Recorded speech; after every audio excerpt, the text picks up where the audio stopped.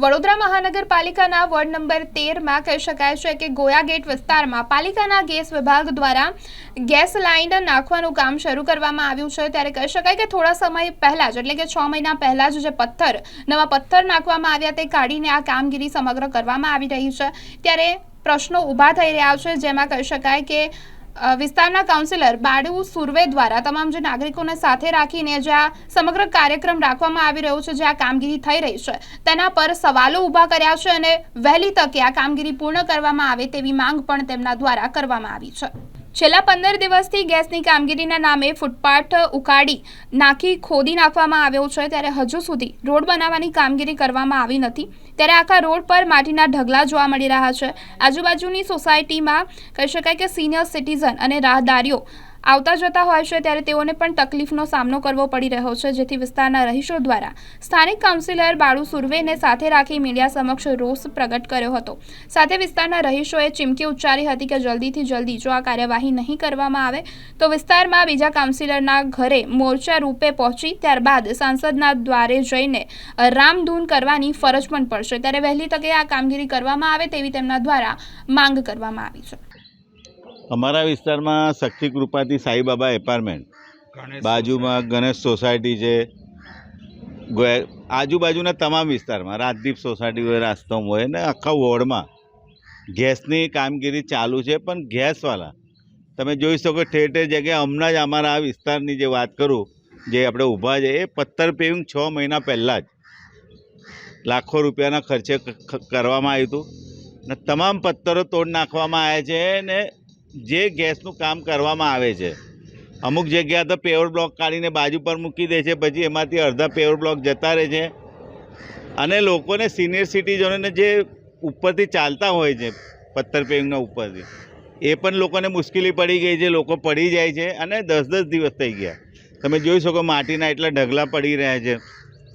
બીજા અમુક વિસ્તારમાં તો પાણીની લાઈનો કેટલા લોકોના કનેક્શનો તોડ નાખે છે, ડ્રેનેજ લાઈન તોડ નાખે છે ને ગેસવાળા જે હોય છે એ ખરેખર કામગીરી કરવાના પહેલાં એનો ચાર્જ ભરવાનો હોય કોર્પોરેશનમાં કે અમારાથી પથ્થર તૂટી જશે કે પેવર બ્લોક તૂટી જશે કે પાણીની લાઈન તૂટી જાય, એ તમામ જવાબદારી એમની હોય। પણ તમે જોઈ શકો 8-10 કનેક્શન પાણીના તૂટી જાય। અમારા વિસ્તારમાં રોજના અમે ફોન કરીએ છીએ, એક કનેક્શન રિપેર કરે ને 6-7 કનેક્શનને માટી નાખીને ભાગી જાય છે। એટલે એવી પરિસ્થિતિ ઊભી થઈ છે, એના લીધે ઠેર ઠેર જગ્યાએ ગંદુ પાણી આવે, ડ્રેનેજની સમસ્યા ઊભી થાય। એટલે જે પણ ગેસના કોન્ટ્રાક્ટર હશે, જે પણ હશે એના પર કાયદેસર કાર્યવાહી કરો ને તમામ જે કંઈ ખર્ચો થાય એનો રિપેરિંગનો એ તમામ ખર્ચો એ ગેસના એજન્સી પાસેથી લેવાનો થાય એવી અમારી માગણી છે। તકલીફ એટલે એવી છે 10 વર્ષ પછી તો આ રોડ બન્યો છે અને 6 મહિના પહેલાં પથ્થર પેવિંગનું કામ થયું છે। 10-15 દિવસ પહેલાં ગેસ ખાતાના કોન્ટ્રાક્ટરો અહીં આવીને ગેસ લાઈન નાખી ગયા, ખાડા ખોદી ગયા, સારું વિકાસનું કામ કરે એનાથી આપણો વિરોધ નથી। ભાઈ કામ પૂર્ણ થયા છે, 15 દિવસ થયા, તમે જોઈ શકો છો ઠેર ઠેર માટીના ઢગલા પડ્યા છે। રોડ ઉપર ચાલવાની જગ્યાએ ફૂટપાથ પર પણ ચાલી શકતા હતા સિનિયર સિટીઝન, અત્યારે ફૂટપાથના પથ્થર કાઢી નાખ્યા છે। ફૂટપાથ ઉપર માટી છે, રોડ ઉપર માટી છે, નાના મોટા એક્સિડન્ટના બનાવો બને છે, નાના ભૂલકાઓ સાયકલ લઈને સ્કૂલમાં જાય, ટ્યુશનમાં જાય, એ પડી જાય છે। દુકાનદારોના ત્યાં ગ્રાહકો જઈ શકતા નથી, દુકાનદારો ત્યાં ગ્રાહકો જાય તો ત્યાં આગળ ખાડા પડેલા છે। અને અમે વર્ષોથી કહેતા આવ્યા છે કે કોઈ બી વડોદરા શહેરની અંદર કોઈ બી કામ કોઈ પણ કોન્ટ્રાક્ટરને સોંપો તો એનું નામ અને એનો મોબાઈલ નંબર અને વોર્ડ ઓફિસરનું નામ ને મોબાઈલ નંબર, જેથી અમે એમને ડાયરેક્ટ સંપર્ક કરી શકીએ। હમણાં સવારે જ અહીં નરસિંહ પ્રોવિઝન સ્ટોર છે, એ ભાઈએ આ કોન્ટ્રાક્ટરને ફોન કર્યો તો કે આવું છું ને તમારું બધું હતું એવું કરી રહી, 15 મિનિટ પછી એને એ જ વેપારીનો નંબર બ્લોકમાં નાખી દીધો। એટલે કોન્ટ્રાક્ટરની બી દાદાગીરી છે, કોર્પોરેશનની બી મિલીભગત છે। આ હોળી દુર્ઘટના બની છે એના પાપે આવું કંઈ બનશે એટલે શું કોર્પોરેશન કોઈ મોટી હોનારત બને એની રાહ જોઈ રહ્યા છે।